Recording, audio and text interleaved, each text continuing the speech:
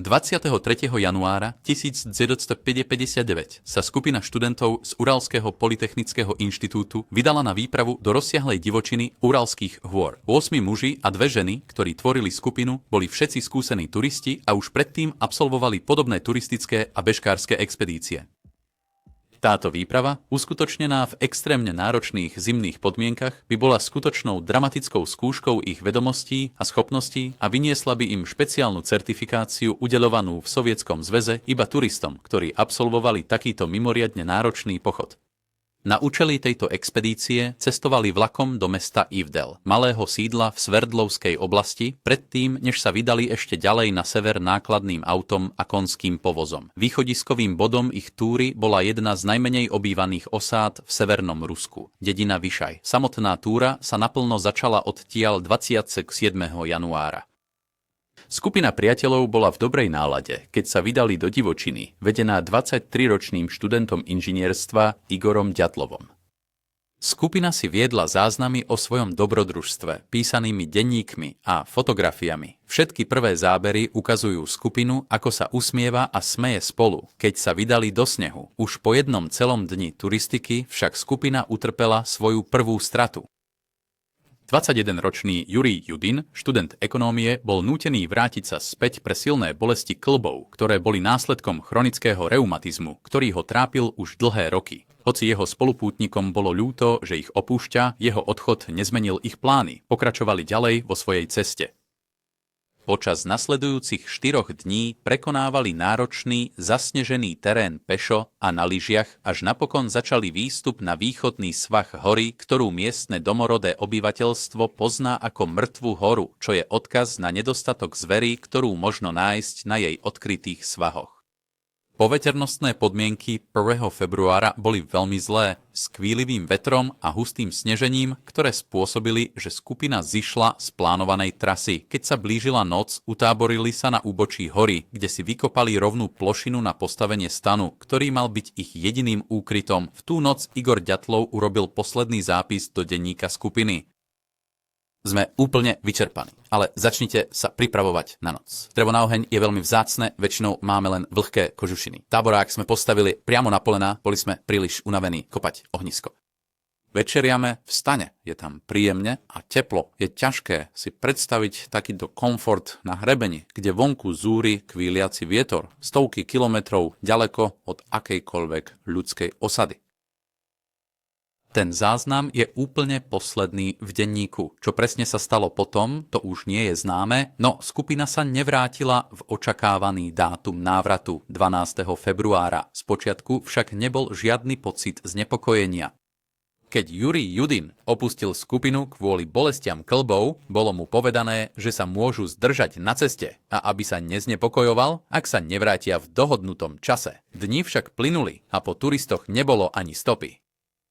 Nakoniec 20. februára bol vytvorený pátrací tím. Po takmer týždni intenzívneho prehľadávania zasnežených oblastí sa podarilo nájsť posledný tábor stratených turistov a pohľad, ktorý sa naskytol pátračom, bol mimoriadne znepokojujúci. Stan bol čiastočne zasypaný snehom, pričom mnohé z osobných vecí skupiny boli stále vo vnútri.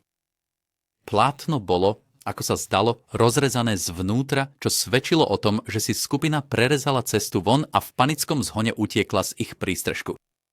Našli sa odtlačky nôh vedúce dole po úbočí hory, no pátrači si všimli, že stopy boli plitké a niekedy nemali žiadny dezén. Bola to skupina ľudí, z ktorých aspoň niektorí nemali obuté topánky a ktorí kráčali dole svahom pokojným a rozvážnym tempom.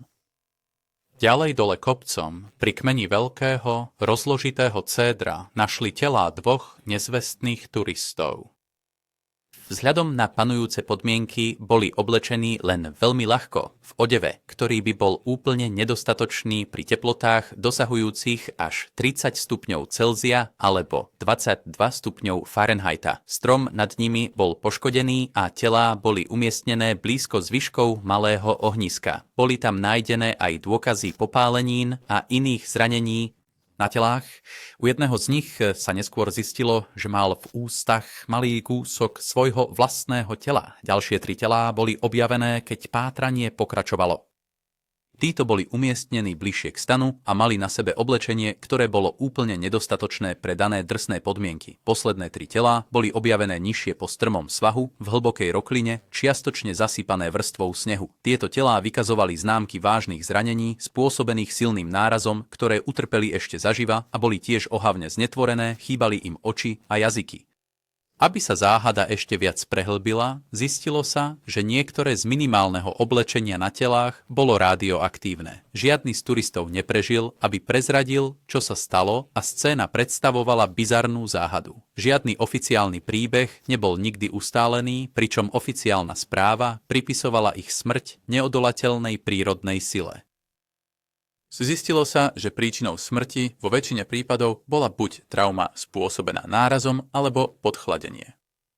To sa dalo čakať vzhľadom na extrémny chlad, ale čo spôsobilo nárazové zranenia, popáleniny a znetvorenie tváre a navyše, čo prinútilo týchto 9 skúsených turistov utiecť zo stanu, zanechajúc oblečenie a výstroj uprostred noci? Vzniklo mnoho teórií, napríklad, že skupinu napadli mimozemšťania, alebo že sa nešťastnou náhodou ocitli v oblasti testovania experimentálnej zbrane. Niektorí naznačovali, že ich smrť mohol spôsobiť Yeti alebo iné neznáme stvorenie, prípadne, že ich napadli neznáme osoby. No nebolo dostatok dôkazov na podporu týchto teórií. Jedna dôveryhodná teória bola, že skupina spanikárila v dôsledku infrazvuku, špecifickej nízkej frekvencie zvuku, o ktorej sa preukázalo, že vyvoláva stres, paniku a iracionálne správanie. Vytie vetratej noci mohlo vytvoriť zvuk dostatočne znepokojujúci, aby prinútilo skupinu opustiť ich stan. Okrem tohto, 2 ďalšie teórie o tom, čo spôsobilo, že skupina opustila svoj stan, sa javia ako obzvlášť dôveryhodné. Prvou je, že piecka vo vnútri stanu nejakým spôsobom zlyhala, čím rýchlo zaplnila ich prístrešok dymom.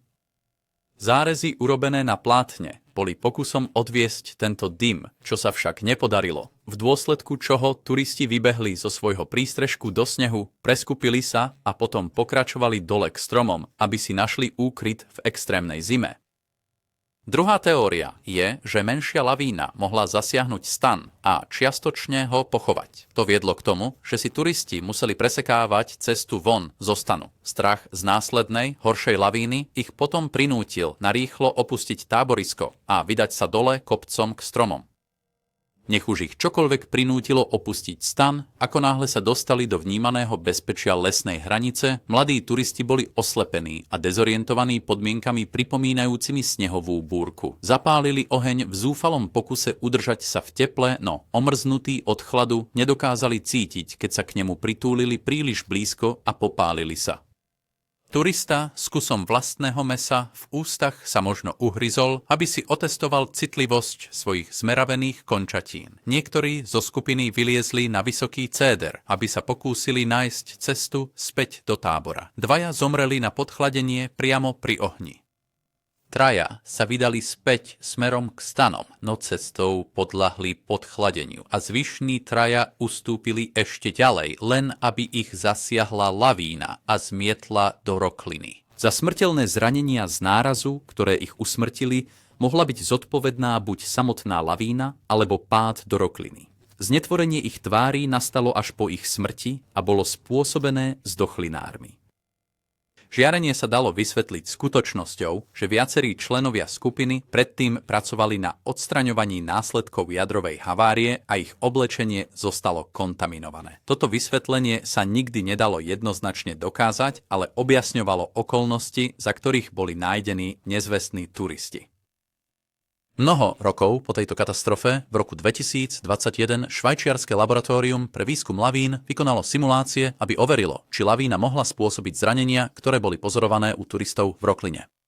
Výskumníci využili softvér na simuláciu snehu, ktorý si požičali od spoločnosti Walt Disney Animation Studios, ktorá ho vyvinula pre svoj úspešný film Ľadové kráľovstvo. Simulácie, ktoré boli spustené s týmto softvérom, potvrdilo, že lavína mohla spôsobiť zranenia pozorované u turistov nájdených v rokline.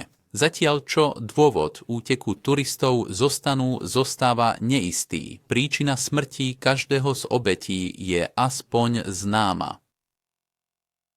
Po katastrofe bol priesmyk pomenovaný na počesť vodcu skupiny, Igora Ďatlova. Niekoľko rokov bol pre turistov uzavretý, no odvtedy bol znovu otvorený. Malý pamätník stojí na mieste, kde si stratení turisti založili oheň v stromoch. Tí, ktorí zahynuli pri incidente na Ďatlovovom priesmyku, sú pochovaní spolu na cintoríne v Jekaterinburgu. Sú to 23-ročný Igor Ďatlov, 21-ročný Jurij Dorošenko, 20-ročná Ľudmila Dubininová, 24-ročný Alexander Kolevatov, 22-ročná Zinaida Kolmogorova, 23-ročný Jurij Krivoniščenko, 23-ročný Rustem Slobodin a 23-ročný Nikolaj Thibaut Brignol.